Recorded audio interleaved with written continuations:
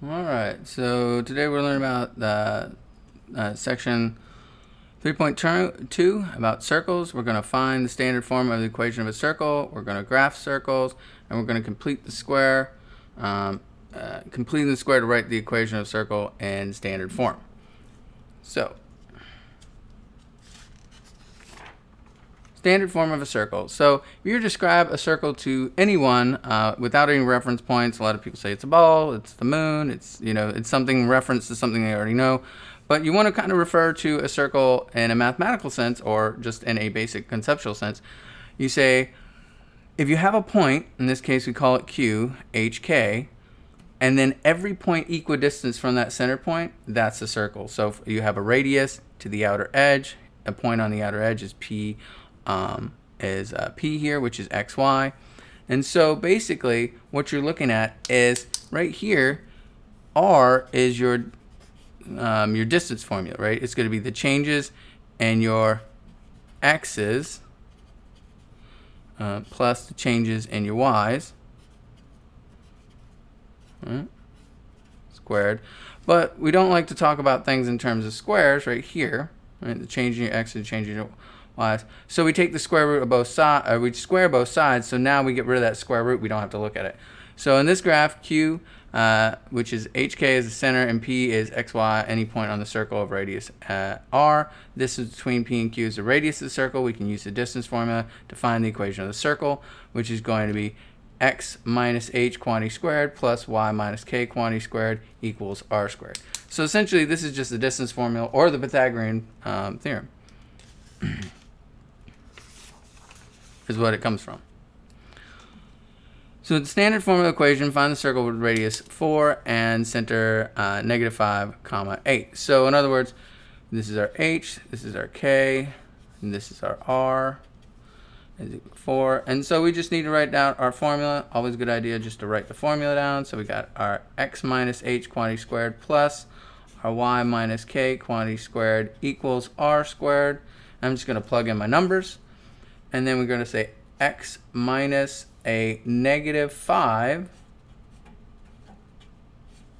squared plus Y minus 8 squared equals, and then we're going to have 4 squared.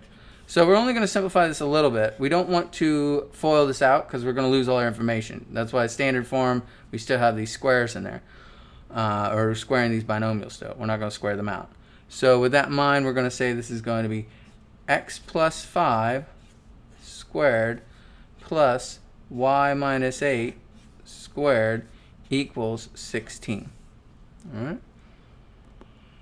So that's the standard form of a circle, the equation of a circle with radius 4 and center -5, 8. We don't FOIL those out. Find the standard form of the equation for a circle whose two endpoints are diameter. So we have -1, 6, and 9, 8. So a diameter is a special part of a circle. It's a circle where you have the diameter has to go through the center. It's a line segment that goes through the center from edge to edge of a circle. So let's draw this, and let's say we're going to graph our points. So we're going to go -1 over and then 6 up. So it's going to be -1, and 1, 2, 3, 4, 5, 6. And then we're going to go 9 over, 1, 2, 3, 4, 5, 6, 7, 8, 9. And then we're going to go up 8. So it's going to be 7, 8. So we're going to be right here. And so we're going to have this diameter right here. And in the center, that's going to be the midpoint of the center of that line. The midpoint of that line is going to be the center. And then half the length is going to be the radius. So we're going to have this circle, assuming I can draw circles. I'm drawing worse circles. So we're going to find our midpoint, whatever it is, and then from that midpoint out, that's dead.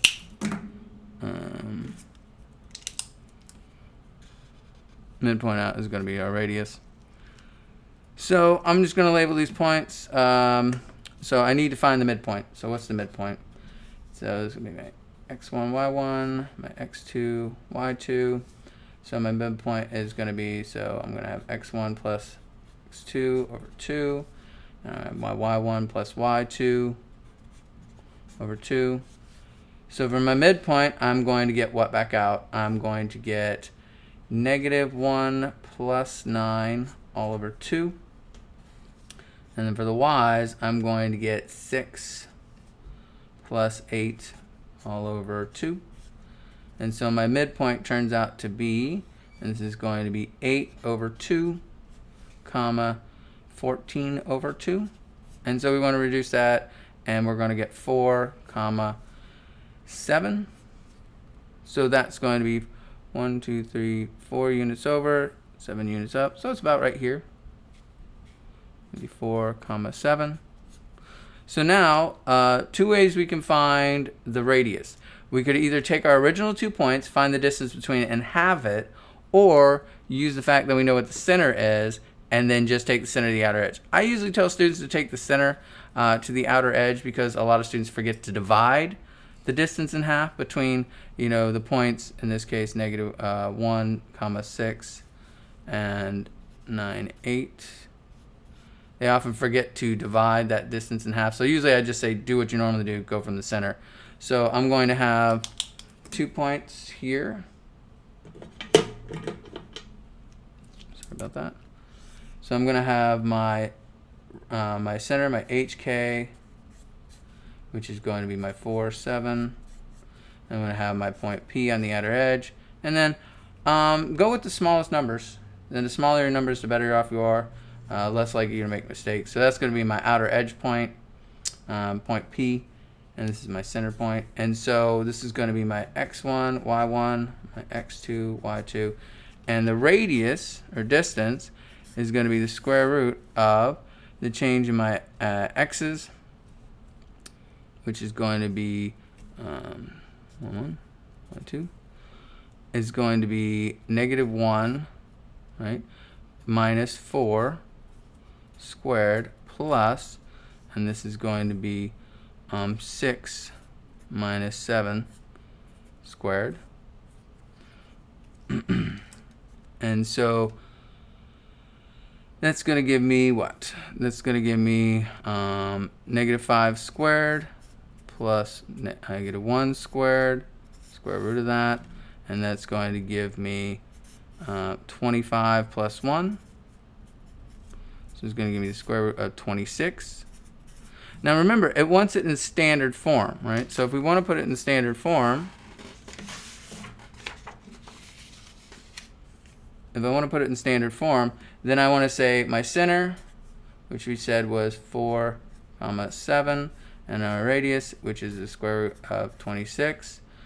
We're going to say that we have x minus h quantity squared plus y minus k quantity squared equals r squared. That's our standard form. So now we just substitute in, and so we're going to have x minus 4 squared plus y minus 7 squared equals the square root of 26 squared, and I would just square that out and just say it's 26. So I'd get x minus 4 quantity squared plus y minus 7 quantity squared equals just 26. All right, and so that's our standard form. And I find it's easier to do that than remembering if you got the distance, dividing in half, because sometimes if you get square roots, you have to make sure it's divisible by 4, or it becomes divisible by 4, because usually they give you nice whole numbers, and some students get a little confused on that. So usually find the center or the midpoint between the diameter, the midpoint, and then once you do that, the distance to the outer edge.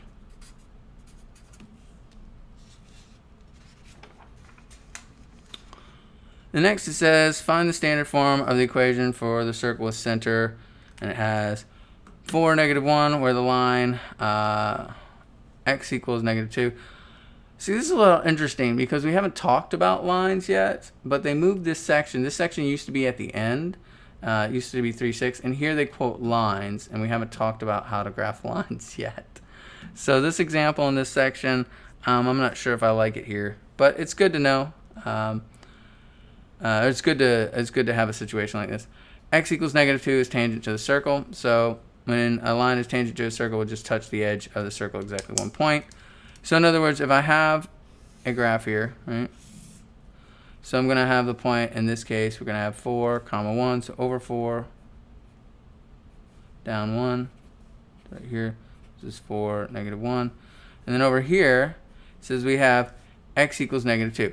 Well, this line, x equals -2, means that all the coordinates where my x is -2, that's a line right here, right?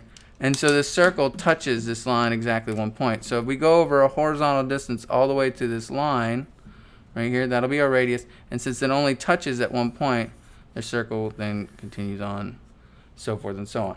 Now, in order to write the standard form, we need the center, which it gave us, and we just need the radius. So we need to find the distance from the center to this line, x equals -2.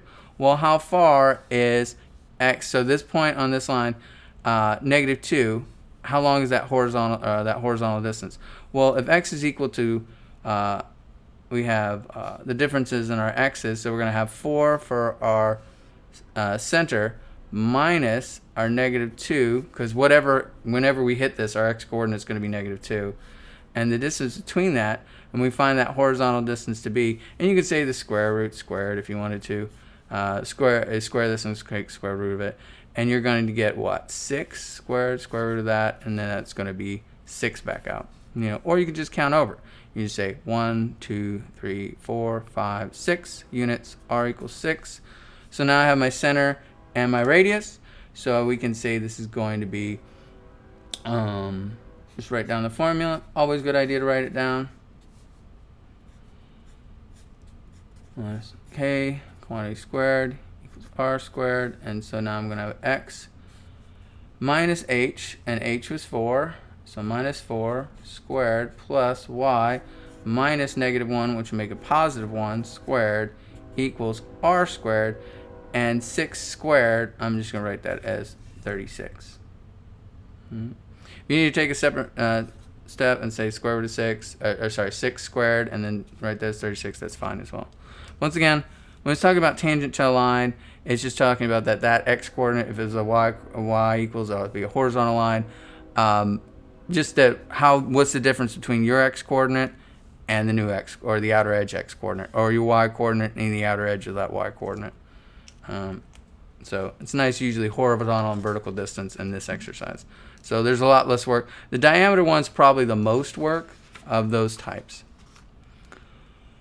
So next we want to talk about graphing circles. We have the equation. Get the equation in standard form, where we have x minus h quantity squared plus y minus k quantity squared equals r squared. We plot the center hk. Plot 4 points on the edge of the circle. It's easiest to find these points by going r units up, down, left, right, and from the center. Draw your circle through those 4 points. Make sure your circle looks like a circle and not a diamond. The reason why I say this is because when I give paper tests or I ask for homework, I will get people that just connect the 4 points. They'll have a center and they'll just do these 4 points, and then they'll just connect it and give me a diamond back out, and they won't give me a circle, which is kind of disappointing because we're in college. Please make your circles look like circles if you have to submit them. In Hawks, they have a drawing tool where they randomly plot down a circle, and it's got these 4 points right here. And so you drag the center wherever you want, and once you have the center, then you pull the points out on one of the edges. You don't need to do it for all 4, and it'll expand and collapse the circle. Remember, when it plots that circle and you have to move it around, it plots it at a random place on the XY plane. So it'll plot it here, and you may need to move it to this quadrant, and you need to expand or contract the radius by whatever given amount. On occasion, they will put it in the right place, or it will have the right radius just randomly. Don't assume it is the correct spot when it plots it for you to move it around.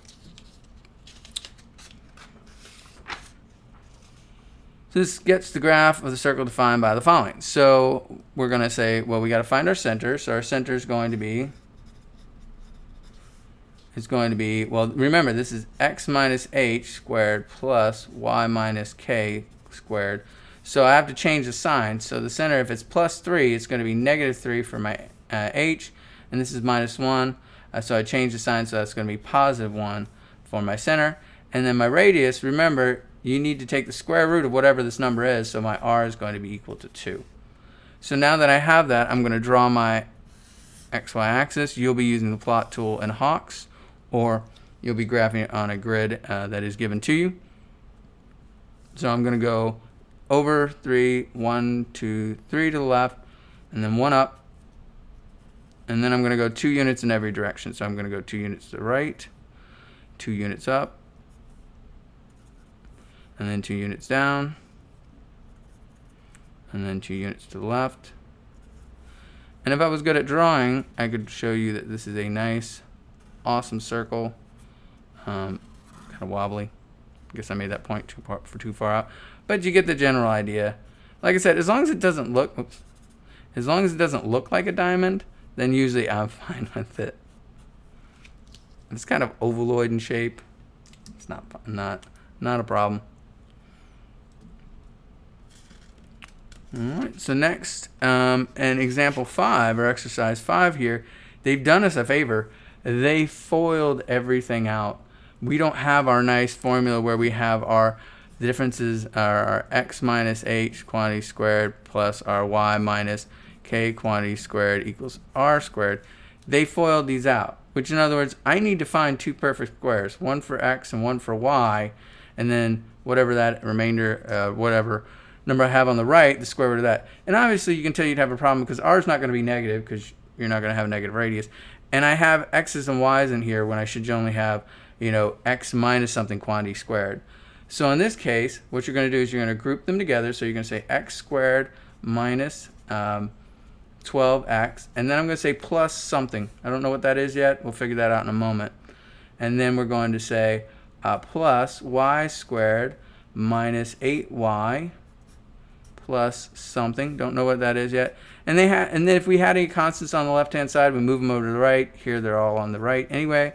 -4, 3, and then plus those 2 same values that I was going to add to the side because I need to balance it. So what do I need to add? So this first one right here, remember when we complete the square, we want to find half this middle term squared. So -12, and we're going to find half of that, and then we're going to square it.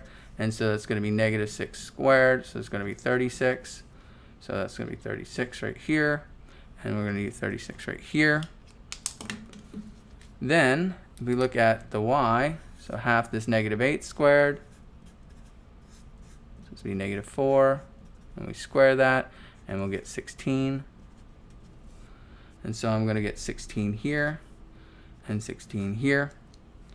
And now that I've done that, well, this should factor nicely.